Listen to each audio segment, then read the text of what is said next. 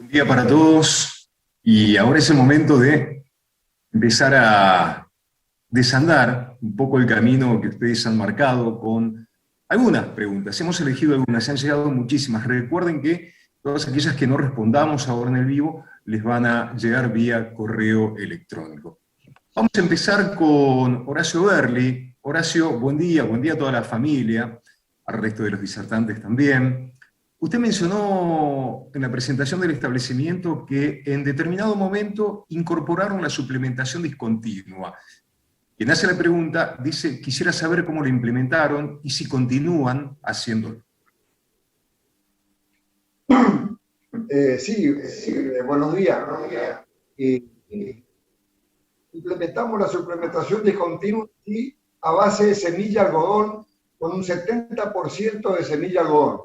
¿No es cierto? Que es básicamente lo que hicimos con esa suplementación discontinua, es que el mixer o el tractor no marche todos los días. O sea, dividimos la ración de los 7 días y la damos solamente en 3 días. Pero va a base del 70% de semilla algodón. Porque si no podemos llegar a tener muchos problemas si damos solamente maíz o sea, es semilla algodón y espel. Básicamente. Bien. Y maíz, un porcentaje. Perfecto. Y la segunda pregunta que... Sí.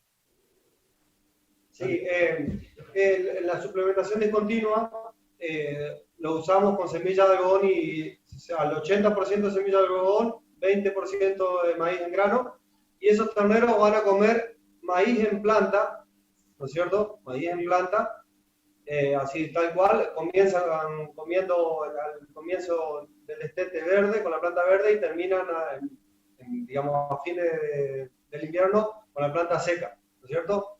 En el cual tiramos a ver al boleo entre medio, entonces van comiendo un poquito y vuelven a la semilla y maíz. Bien, la segunda pregunta que elegimos para usted, Horacio, dice, la vaca descarte, ¿se vende gorda? ¿Y con qué peso? Sí, generalmente lo que buscamos nosotros es vender la vaca gorda, ¿no es cierto? Y el peso está entre los 460 y 500 kilos de peso.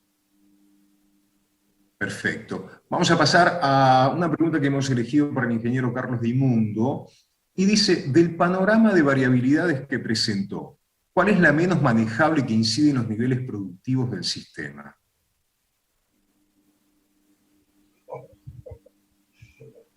Y probablemente la variación en las precipitaciones, que como decíamos, si bien hay una variación en los promedios, también hay una variación en el comportamiento anual de esas precipitaciones, cómo se presentan. Las primaveras que entran tardes son las que más complican el sistema, porque la vaca ya parió, ya está en lactancia, está llegando agotada a esa instancia donde debería comenzar el servicio y se define obviamente el nuevo ciclo productivo, ¿no?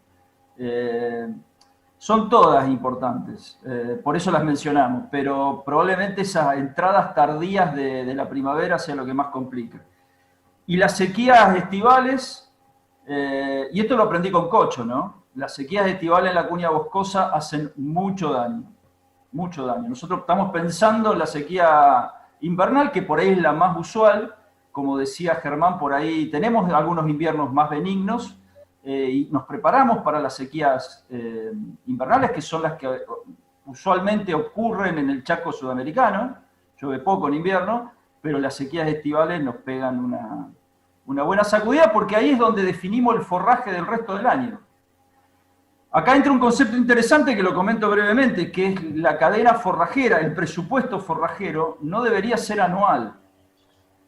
Buscamos hacerlo bianual porque buscamos producir justamente y almacenar el forraje de alguna manera, ¿no? Ya sea a través de reserva o a través de la condición corporal de la vaca, que nos entrega un año y que al año siguiente a lo mejor no aparece. Entonces, el concepto de presupuesto forrajero se nos extiende más allá del año. Bien, gracias Carlos. Vamos ahora, igual vamos a abordar una pregunta para usted, a preguntarle a Germán Castro, que habló de pasto acá, ¿qué experiencias hay con consociaciones, con, por ejemplo, leguminosas como alfalfa u otras? En todo caso, si lo ven posible. Sí, no hay mucha experiencia. Lo que nosotros podemos ver en algunos campos de productores es las mismas leguminosas nativas, que tienen mucho valor. Por ejemplo, el porotillo es considerado una maleza en campos de girasol o agrícolas. Hay algunos ensayos con Aequinomene, cultivar brava, con este porotillo, cultivar mancebo, que están dando resultados promisorios. Lo mismo, pero todavía no son concluyentes. Tiene que ver también esto con la variabilidad climática y de ambientes en que se lo implanta. Claramente en un suelo con potencial va a funcionar en un año bueno, pero el problema son los años que estamos complicados climáticamente. Bien, otra pregunta para usted, Germán. En caso de utilizarlo para una terminación de novillo liviano en el otoño, sobre una pastura fertilizada, ¿qué sugiere para fertilizar que no sea maíz? ¿Qué sugiere para fertilizar? Siempre son mejores... Para suplementar. Para suplementar. Para suplementar que no sea maíz. Y bueno, lo que comentaba el productor es muy interesante.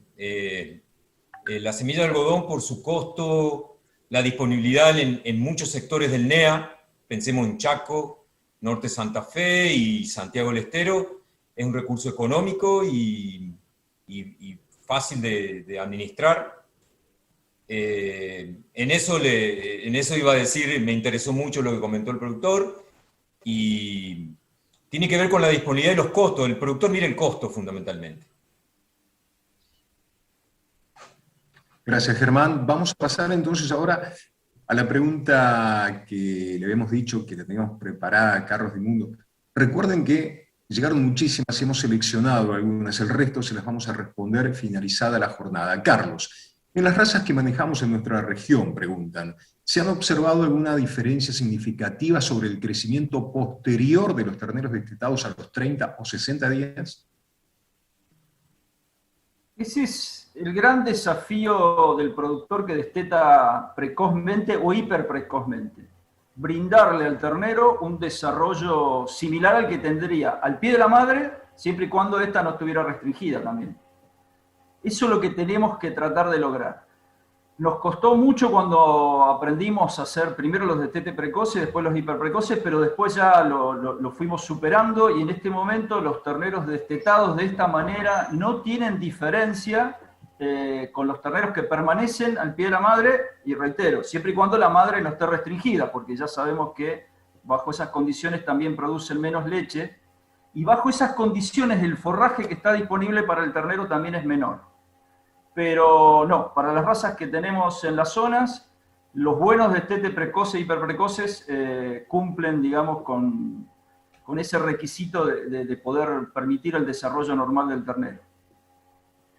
Vuelvo a la familia, Berly, Matías y Juan. Consulta para usted, Matías. La pregunta es parecida a la del ingeniero Dimuro, pero un poco más amplia. Cuando ustedes unifican todo el lote de terneros para la recría y engorde, después, en la evolución del mismo, ¿notan alguna diferencia entre los terneros destetados hiperprecoz o destete convencional? Buenos días. La verdad que no hay ni una diferencia. Si está bien hecho el destete hiperprecoz, no hay ninguna diferencia. Incluso nosotros, la mayoría de las terneras de inseminación vienen del hiperprecoz y llegan tranquilamente al servicio de 12-15 meses, y los novillos lo mismo, o sea, no hay ningún tipo de problema.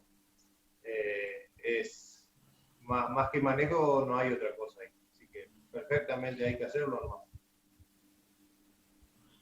Bien. Pregunta ahora para Juan Berly. ¿Optaron por el sorgo pangaré por razones productivas o solo por rusticidad?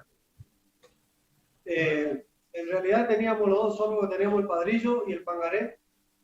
En su momento el padrillo ya lo habían consumido, por eso no hablamos del padrillo.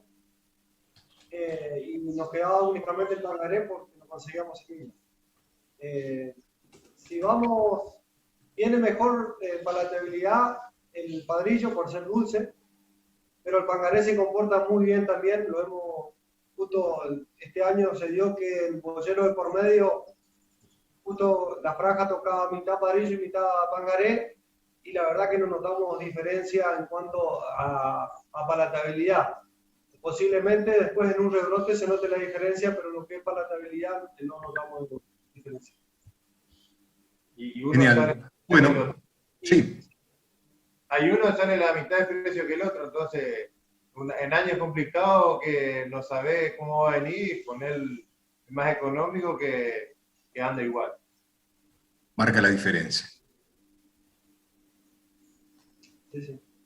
Les agradecemos profundamente a la familia, a Germán, a Carlos por sus respuestas. Le decimos a los participantes que finalizada la jornada les vamos a hacer llegar todas las respuestas que no las pudimos hacer en este espacio.